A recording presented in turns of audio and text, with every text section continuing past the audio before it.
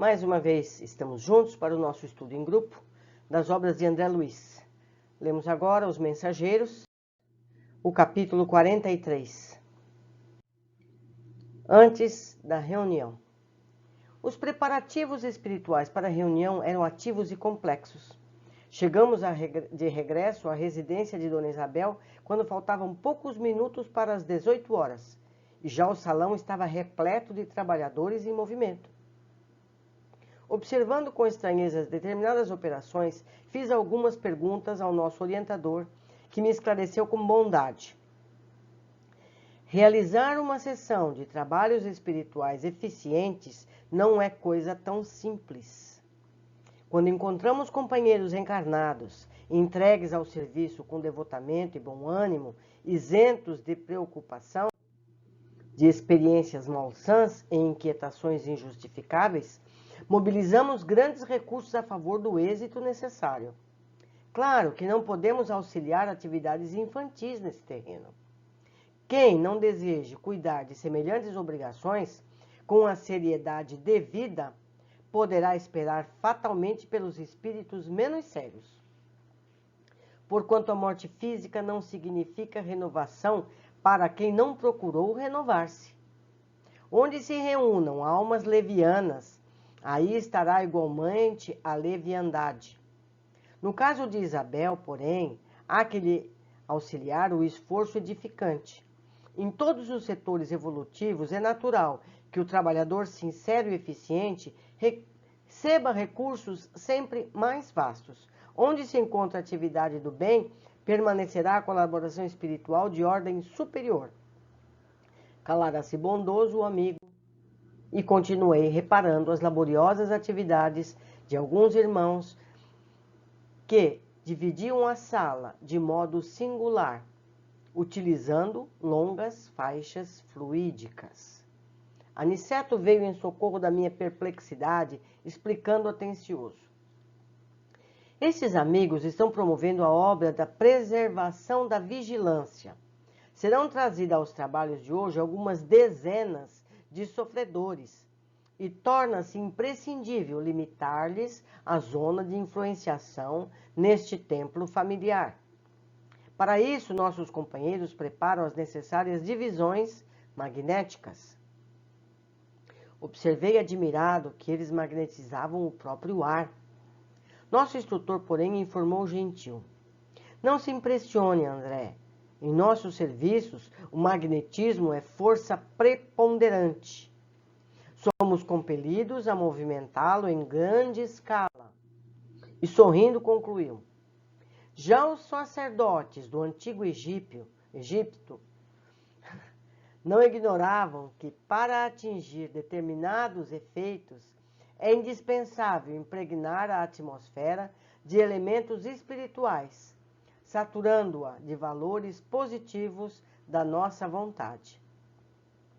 Para disseminar as luzes evangélicas aos desencarnados, são precisas providências variadas e complexas, sem o que tudo redundaria em aumento de perturbações. Este núcleo é pequenino, considerado do ponto de vista material, mas apresenta grande significação para nós outros.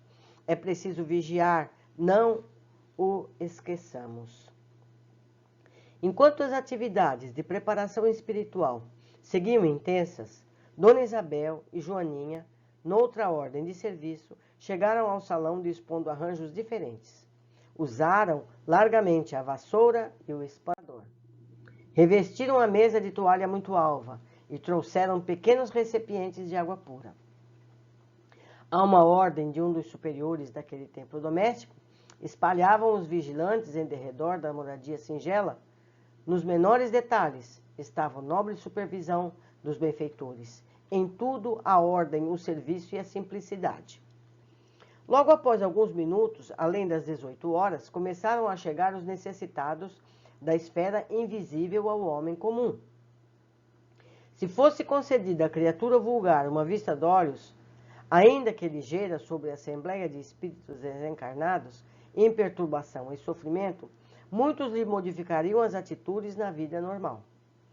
Essas afirmativas devemos incluir igualmente a maioria dos próprios espiritistas, que frequentam as reuniões doutrinárias, alheios ao esforço autoeducativo, guardando da espiritualidade uma vaga ideia, na preocupação de atender ao egoísmo habitual. O quadro de retificações individuais após a morte do corpo é tão extenso e variado que não encontramos palavras para definir a imensa surpresa. Aqueles rostos esqueléticos causavam compaixão. Chegavam ao recinto aquelas entidades perturbadas, em pequenos magotes, seguidas de orientadores fraternais. Pareciam cadáveres erguidos do leito de morte. Alguns se locomoviam com grande dificuldade. Tínhamos diante dos olhos uma autêntica reunião de coxos estropiados, segundo o símbolo evangélico. Em maioria, esclareceu Aniceto, são irmãos abatidos e amargurados que desejam a renovação sem saber como iniciar a tarefa. Aqui poderemos observar apenas sofredores dessa natureza, porque o santuário familiar de Isidoro e Isabel não está preparado para receber entidades deliberadamente perversas. Cada agrupamento tem os seus fins. Atentemos. Com efeito, os recém-chegados estampavam profunda angústia na expressão fisionômica. As senhoras em pranto eram numerosas.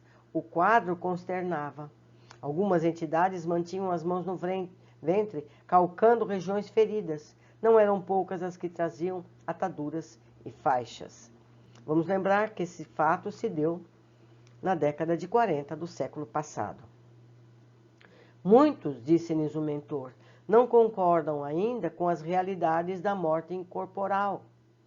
E toda essa gente, de modo geral, está prisioneira da ideia da enfermidade.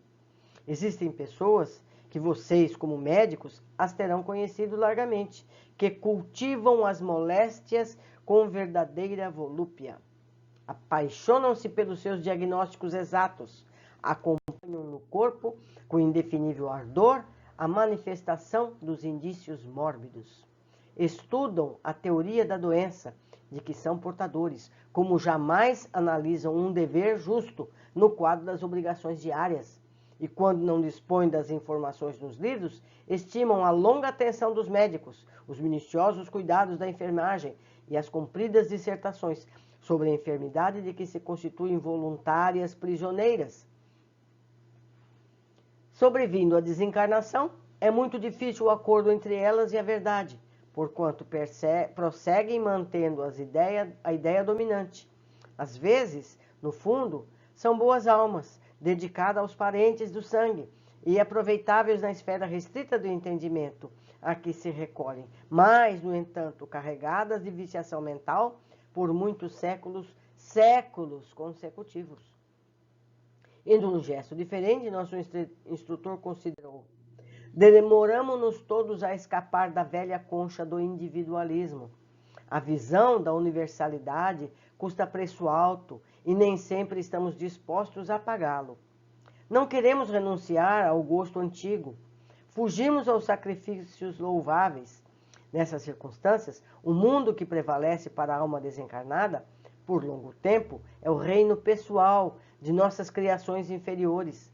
Ora, desse modo, quem cultivou a enfermidade, com adoração, submeteu-lhe o império, é lógico que devemos, quando encarnados, prestar toda assistência ao corpo físico, que funciona para nós como vaso sagrado, mas remediar a saúde e viciar a mente são duas atitudes essencialmente antagônicas entre si.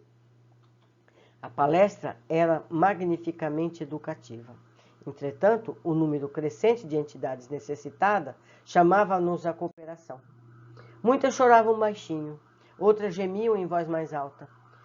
Depois de longa pausa, Aniceto advertiu: vamos ao serviço. Deixa passar a ambulância. Vamos ao serviço. Para nós, cooperadores espirituais, os trabalhos já começaram. A prece e o esforço dos companheiros encarnados representarão o termo desta reunião de assistência e iluminação com Jesus Cristo. Muito interessante. Vamos ver o que eu observei na época, e se for preciso eu completo ainda mais.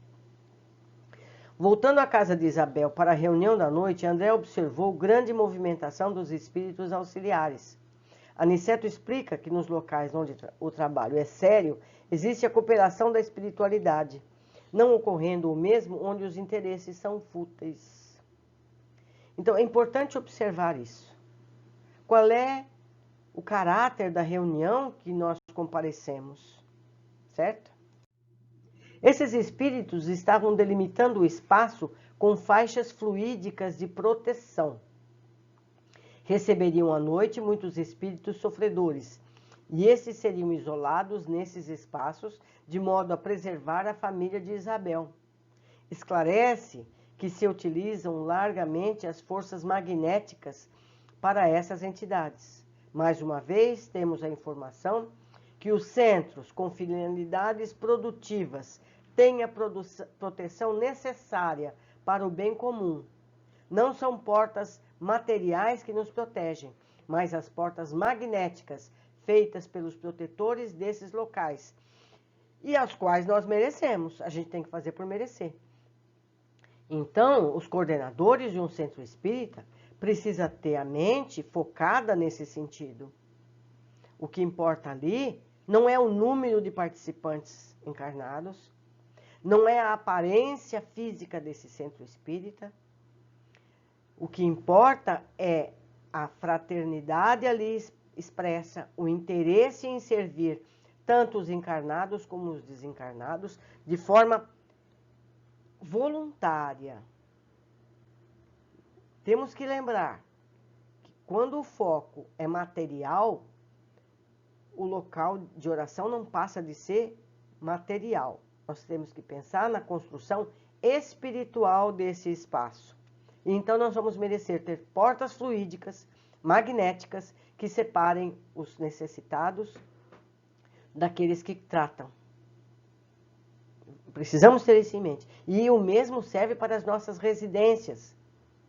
Nós precisamos ter pensamentos equilibrados, fraternos, longe de considerações negativas, para que possamos merecer e construir com nossa atmosfera um mundo magnético protetor. Aniceto cita os sacerdotes do Egito, que conheciam as necessidades de impregnar a atmosfera de boas vibrações para atingir os resultados positivos. Cada santuário tem o seu fim, explica Aniceto. A casa de Isabel recebe apenas espíritos sofredores. Não tem como atender perversos, obsediados, perseguidores. Não é ali o lugar. Assim como as clínicas de doentes físicos, materiais, cada um tem a sua especialidade. O da Isabel era atender os sofredores, porque era um pequeno núcleo de boa vontade. Aniceto esclarece que a maioria daquelas pessoas que se fixava exageradamente em suas doenças, quando ainda encarnados e nem mesmo acreditavam que estavam mortos. E lembrando o que eles disseram, muitos deles eram pessoas boas, fraternas, que cuidavam dos seus entes queridos, eram operosas. Mas eles se fixavam tanto nos seus males físicos que não conseguiram receber de imediato o que elas têm como merecedoras, por terem sido pessoas boas. A doença para eles era mais severa, era mais importante até do que os gestos fraternos que elas tinham. Então elas precisam primeiro se livrar dessa obsessão pessoal pela doença que tem. Então nós devemos tratar a doença como aquilo que ela é, um agente corretor de nossas mazelas. E pensar positivamente, eu vou me curar, eu vou me corrigir, e isso vai passar e eu vou poder ter uma vida plena. Foi um grande prazer estar com vocês, nós aprendemos muito aqui nós todos juntos, e eu espero os comentários de vocês, nas áreas adequadas para isso, seja no Facebook, seja aqui no YouTube, que eu responderei com muito carinho, com muita alegria. Um grande abraço, até o nosso próximo encontro.